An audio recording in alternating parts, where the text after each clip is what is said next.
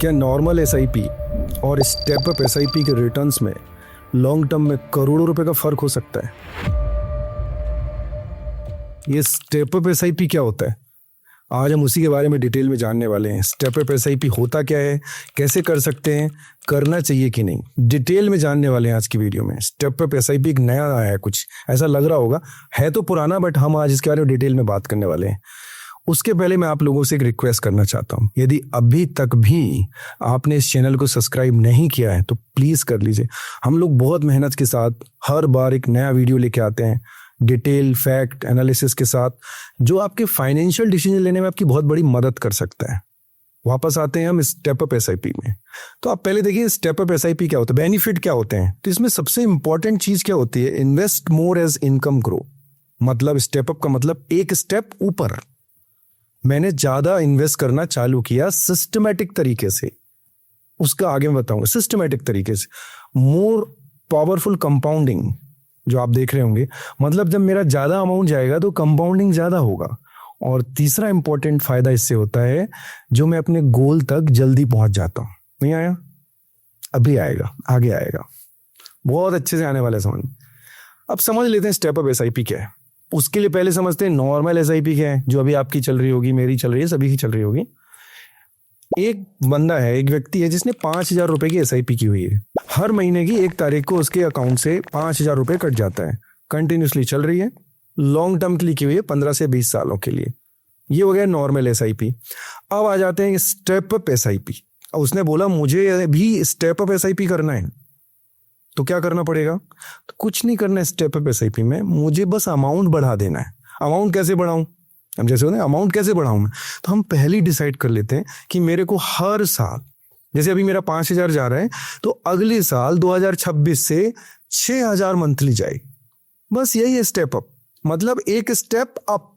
5,000 था 2025 तक मेरा एसआईपी महीने का, अब 2026 में जो है वो जाएगा 6,000, और 2027 में कितना जाएगा?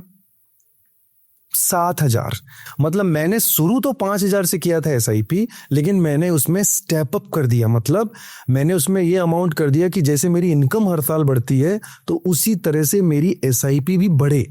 वो अमाउंट हो सकता है या परसेंटेज हो सकता है। जैसे हमने 10% कर दिया कि हर साल 10% की एसआईपी ऐड हो। तो जैसे मैंने भी एग्जांपल दिया, अभी 2025 में 1,000 रुपए, 2026 में वो बढ़ के हो गया 6,000, 2027 में 7,000, फिर 8,000, 9,000, फिर 10,000। बस यही है स्टेप अप। और क्लियरिटी आएगी भी आपको इलिस्ट्रेशन देखने के बाद। आइए 10 साल का एग्जांपल ले लेते हैं। तो आपको अगर स्टेप अप समझना है तो पहले नॉर्मल एसआईपी भी तो समझनी पड़ेगी कि मैंने 10,000 की नॉर्मल एसआईपी कर दी 10 साल के लिए। मैंने टोटल कितना जमा किया 10 साल में? 12 लाख रुपए। इतना ही हुआ ना। हमने इसमें 14% का रिटर्न ले लिया, जो रिटर्न कम भी हो सकते हैं, ज्यादा भी हो सकते हैं। कई बार लोग ये पूछ रहे हैं कि क्या इतने रिटर्न आएंगे? वो इसलिए सवाल कर रहे हैं क्योंकि पिछले 1 साल में रिटर्न उतने नहीं आए। हम हमेशा लॉन्ग टर्म इन्वेस्टमेंट की बात करते हैं। अगर आप लॉन्ग टर्म में करते हैं तो बिल्कुल इतने रिटर्न आ सकते हैं, निश्चिंत रहिए। पिछला ट्रैक रिकॉर्ड यही कहता है कि इतने रिटर्न आ सकते हैं। अब हम आते हैं 10,000 किया, 12 लाख रुपए उन्होंने 10 साल में जमा किया, 14% के हिसाब से उनका अमाउंट कितना हो गया? 26 लाख रुपए। नॉर्मल एसआईपी की 12 लाख रुपए जमा किया, 26 लाख रुपए हो गया। अब उसने बोला कि नहीं, अगर मैं स्टेप अप करता तो क्या फायदा होता? 10% का स्टेप अप कर देता, मतलब हर साल 10% की एसआईपी बढ़ती। जैसे अभी 10,000 की है तो अगले साल 11,000 की हो जाती। ऐसे करके 10% का इंक्रीमेंट होता मेरी एसआईपी में। तो क्या होता? अब आप देखते हैं, उन्होंने किया स्टार्ट 10,000 से, जैसे नॉर्मल एसआईपी में किया था, इसमें भी स्टार्ट 10,000 से किया। अब आप देखिए इनका डिपॉजिट कितना हुआ 10 साल में, क्योंकि इन्होंने स्टेप अप कर दिया था, 19,12,000। तो इनका बढ़ के 10 साल में कितना हो गया? 37,49,000। डिफरेंस कितना आ रहा है रिटर्न में? 11,28,000। अभी स्टेप अप का फायदा देखा आपने, 11,28,000 का फर्क आ गया। अदरवाइज तो लोग एसआईपी करके भूल जाते हैं, उसको बढ़ाते ही नहीं है कभी। लेकिन यहां मैंने शुरू में ही 10% का डाल दिया था कि हर साल मैं अपनी एसआईपी 10% से बढ़ाऊंगा या 1,000 रुपए से बढ़ाऊंगा। तो उसका इंपैक्ट यहां दिख रहा है। एक तो डिपॉजिट भी ज्यादा हुआ, 19 लाख रुपए हुआ, और रिटर्न आ गया 37,49,000। नहीं आया समझ में? एक और समझे इलस्ट्रेशन, एक और देख लेते हैं। अभी हमने 10 साल का देखा, अब हम 15 साल का देख लेते हैं। 15 साल में मैंने 10,000 रुपये मंथली जमा किया, सिंपल वाला नॉर्मल SIP की है, 14% का रिटर्न ही ले लेते हैं। ये 12 भी हो सकते हैं, 10 भी हो सकते हैं और 18 भी हो सकते हैं, बट हमने 14 ले लिया। मैंने जो टोटल डिपॉजिट किया 15 साल में, वो कितना किया? Total deposit monthly 18 lakh. इसलिए SIP बहुत अच्छा माना जाता है ऑप्शन, कि मैं मंथली मेरे अकाउंट से कट जाता है। टोटल डिपॉजिट मैंने 18 लाख किया, और सोचिए मेरा 18 लाख बढ़ के कितना हो गया? 61,28,000। ये हो गया नॉर्मल। अब अगर मैं इसमें 10% का स्टेप अप कर देता 15 साल के लिए, मतलब हर साल 1,000 रुपए बढ़ता जाता, तो क्या होता? नॉर्मल में तो आ गया कि मैंने 18 लाख रुपए जमा किया 15 साल में और 61,28,000 हो गया। अब मैं अगर इसको 10% स्टेप अप कर दिया, मतलब 1,000 रुपए बढ़ता हर साल, भाई मेरी इनकम भी तो बढ़ रही है। भाई आज मेरी इनकम अगर 10,000 है, तो अगले 5 साल में क्या 10,000 ही रहेगी? नहीं ना, तो मेरी इनकम बढ़ेगी, और मेरी इनकम बढ़ेगी, और अगर मैं उस इनकम को सही जगह नहीं करूंगा तो खर्च हो जाएगी। तो मैं 10,000 से शुरू करके आखिरी तक 10,000 तो नहीं करूंगा। तो मुझे क्या करना चाहिए? मेरी SIP बढ़ाते रहना चाहिए। बस इसी को स्टेप अप कहते हैं। हर साल एक अमाउंट से टॉप अप कर दिया। मैं 10,000 से शुरू किया था तो 11,000, फिर 12,000, फिर 13,000, फिर 14,000, ऐसे बढ़ती जाएगी। मेरे ऊपर है मैं कितना बढ़ाना चाहता हूँ। अब मैंने इसको देखा 15 साल में मैंने स्टेप अप कर दिया 10% से, तो जो नॉर्मल SIP में 61,28,000 आ रहा था, वो स्टेप अप कर दिया 10% से, मतलब 1,000 रुपए अगर मैंने बढ़ा दिया हर साल का, तो बढ़ के हो गया अमाउंट 1 करोड़। मैंने यहां पे जमा कितना किया? 38 लाख रुपए। तो टोटल डिफरेंस अब कितना हो रहा है नॉर्मल SIP में और स्टेप अप में?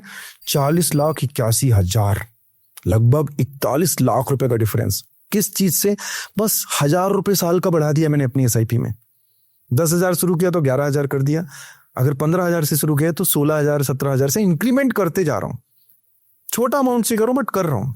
इतना बड़ा इम्पैक्ट। एक और देख लेते हैं, 20 साल वाला भी देख लेते हैं। अब मैंने 10,000 की SIP नॉर्मल वाली कर दी 20 साल के लिए और भूल गया। 14% का रिटर्न ले लेते हैं। रिटर्न कम और ज्यादा हो सकते हैं। अब 20 साल में मैंने टोटल डिपॉजिट किया 24 लाख रुपए। टोटल डिपॉजिट किया 24 लाख रुपए, लेकिन मेरा रिटर्न 14% के हिसाब से कितना हो रहा है? अगर मैं इसको नॉर्मल SIP भी देखूं तो आप जादू देखिए, 1,31,00,000 रुपए हो गया। रिटर्न तो हम देखेंगे, लेकिन मुझे एक और चीज देखना चाहिए हमेशा। मैंने डिपॉजिट कितना किया है? मैंने डिपॉजिट किया 24 लाख रुपए, वो बढ़ के कितना हो गया? 1,31,00,000 रुपए। नॉर्मल है। अब अगर मैं इसमें स्टेप अप भी कर देता 20 सालों में, मतलब मैं इसमें हर साल 10% बढ़ाता जाता, या ऐसे बोलूं हर साल 1,000 रुपए बढ़ाता जाता, तो कितना फर्क पड़ता? भाई मेरी सैलरी भी तो बढ़ रही है, इनकम भी तो बढ़ रही है, बिजनेस इनकम बढ़ रही है, ये सब तो बढ़ रहा है, तो SIP भी तो बढ़ाऊं। कर देते हैं स्टेप अप, देखते हैं क्या फर्क पड़ता है 20 साल में। ओह, कितना फर्क पड़ा होगा स्टेप अप से। ये देखिए, 10,000 रुपए की SIP से स्टार्ट किया और 10% का स्टेप अप कर दिया, 1,000 रुपए। फिर अगले साल 11,000 में 10% बढ़ेगा, ऐसे बढ़ता जाएगा। या मैं कोई अमाउंट भी फिक्स कर सकता हूं, जरूरी नहीं परसेंटेज में जाऊं, मैं हर साल 1,000, 2,000 ऐसे करके अमाउंट फिक्स कर सकता हूं। अब आप 20 साल बाद देखिए, इसमें मैंने 10% का स्टेप अप किया है, मैंने जमा 68 लाख रुपए किया है। ये अमाउंट हो रहा है 2,48,00,000 रुपए। डिफरेंस कितना हो गया? 1,16,00,000 रुपए का। कितना बड़ा फायदा है स्टेप अप करने से। स्टेप अप करने से एक और फायदा होता है, जब मेरी इनकम बढ़ रही होती है तो इंक्रीमेंट में उसी में एडजस्ट करता जाता हूं। भाई आगे चल के पैसों की भी तो ज्यादा जरूरत पड़ेगी, तो ज्यादा इन्वेस्टमेंट करूं। कई बार स्टेप अप इसलिए भी कर देना चाहिए कि मेरे को पता ही नहीं रहता अगले साल मेरे पास पैसा आएगा, कहीं खर्चा हो जाएगा। तो मैंने शुरू में ही डिसाइड कर लिया, जब हम SIP स्टार्ट करते हैं तो उसी समय मुझे स्टेप अप ऑप्शन चूज करना होता है। अगर मैंने कोई ऑप्शन चूज कर लिया है तो हर साल ऑटोमेटिकली वो अमाउंट बढ़ता रहेगा और आपके अकाउंट से कटता रहेगा। 20 साल का जो डिफरेंस हम देख रहे हैं आ रहा है 1,16,00,000 रुपए। इतना बड़ा डिफरेंस आ रहा है। ये तो हमने देखा अगर मैं 10,000 की SIP करता हूं।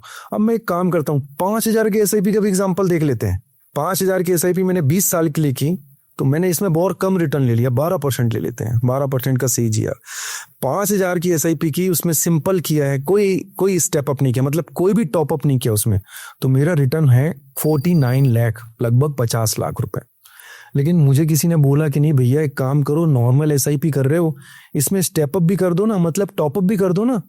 हर साल आपकी इनकम बढ़ेगी तो इसमें भी तो बढ़ाते चलो भाई। अपनी इनकम फिक्स तो नहीं है तो एसआईपी क्यों फिक्स कर रहे हो, तो इसमें भी बढ़ाते चलो। तो मैंने कहा बात तो सही है, तो 5,000 की जगह मैंने बोला 5% बढ़ा देते, 250 बढ़ा दिया। तो उस 5% का इम्पैक्ट आप देखिए कितना आ रहा है 20 साल में। उसमें कितना है 49 लाख, इसमें कितना है 68 लाख। कितना बढ़ाया था 5,000 में, 5%, 250 रुपए। इतना बड़ा ताकत है टॉपअप का। थोड़ा और आगे आ जाते हैं कि नहीं यार मैंने 5,000 से शुरू किया था, बट अब मेरी इनकम चूंकि बढ़ गई है तो मैं चाहता हूं कि मेरी एसआईपी में अमाउंट और डालूं, नहीं तो मेरा पैसा कहीं खर्च हो जाएगा, कहीं और चला जाएगा। ऐसा माना जाता है ना कि अगर हम पैसे को जगह नहीं देंगे तो अपनी जगह बना लेगा, खर्चा कर लेगा। तो मैंने इसको बढ़ा दिया कि नहीं 5% से मैं बढ़ा सकता हूँ 10%। तो मेरी जो मैंने 5,000 से एसआईपी स्टार्ट की थी, अब मैं उसको अगले साल बढ़ा दिया कि मैं 10% मेरे हर साल मेरे एसआईपी का अमाउंट जो है बढ़े 10%। तो 20 साल बाद कितना रिटर्न हो गया 99 लाख रुपीस हो गया, जो कि 5% में 68 लाख था। फिर मैंने देखा मेरी इनकम बढ़ती जा रही है, तो मैंने क्या किया कि नहीं यार स्टेप अप और बढ़ा देते हैं, मतलब टॉप अप और बढ़ा देते हैं। तो मैंने उसको बढ़ा के 15% यदि कर दिया। तब आप इसमें देखिए कि 20 साल के बाद इसमें क्या आएगा। अगर आप इसको कर सकते हैं तो 15% में आपका जो स्टेप अप आपने 15% कर दिया, उसमें आपका जो टोटल अमाउंट कितना आया 15 करोड़। 15 करोड़। देखिए शुरू किया था 5,000 से, जब मैंने कुछ भी नहीं बढ़ाया तो मुझे 49 लाख रुपीस मिला नॉर्मल एसआईपी। मैंने 5% 250 रुपए से बढ़ाना चालू किया तो मुझे बढ़ के हो गया 68 लाख रुपीस। फिर मैंने 10% तो मेरे को हो गए 99 लाख। 15% में 15 करोड़ 20 साल में। ये है स्टेप अप। और सरल शब्दों में समझें इसको कि मैं जो अमाउंट आज स्टार्ट करता हूं उसी को मुझे कंटिन्यू नहीं करना है, मुझे उसमें स्टेप अप, एक स्टेप ऊपर करना है। मतलब मुझे कोई ना कोई अमाउंट से हर साल अपनी एसआईपी को रिव्यू करना है, और चाहे 1,000 रुपए, 500 रुपए, 2,000 रुपए, 3,000 रुपए, 5,000 रुपए, 10,000 रुपए, जो भी एक अमाउंट है मुझे बढ़ा देना है। मेरी सैलरी में इंक्रीमेंट होता है तो उसी तरह से एसआईपी में इंक्रीमेंट होना चाहिए। तो इस इंक्रीमेंट का आपके टोटल टेन्योर में बहुत बड़ा इम्पैक्ट पड़ता है रिटर्न में। अब सवाल ये उठता है कि क्या यही तरीका है स्टेप अप करने का? भाई और कोई तरीका नहीं है? हो सकता है ना सवाल है। अगर आप बीच बीच में टॉप अप कर सकते हैं, आपने एसआईपी नॉर्मल एसआईपी स्टार्ट की और आपके पास जब भी अमाउंट आता है आप उसमें बीच में टॉप अप कर देते हैं, कभी 20,000 से, कभी 50,000 से, कभी 30,000 से, ध्यान रख के, या कि आप खुद ध्यान रखें या कोई एक्सपर्ट हो, अगर आप ध्यान रख के उसमें टॉप अप कर सकते हैं वो भी स्टेप अप का ही काम करेगा। तो जरूरी नहीं कि आप डे 1 में स्टेप अप ऑप्शन लें। अगर आप टॉप अप कर सकते हैं तो वो भी स्टेप अप ही है। मतलब जिस अमाउंट से मैंने एसआईपी स्टार्ट की थी एंड तक वही अमाउंट नहीं रखूंगा, मैं उसमें बीच बीच में टॉप अप करता रहूंगा। जैसे मेरी इनकम बढ़ती है उसी तरह से मैं अपनी एसआईपी बढ़ाऊंगा, जिससे मेरा आने वाला अमाउंट है जो मैं प्लान कर रहा हूं वो उस तरीके से बढ़ेगा। क्योंकि महंगाई बढ़ रही है, चीजें बढ़ रही हैं, तो अमाउंट भी तो बढ़ना चाहिए।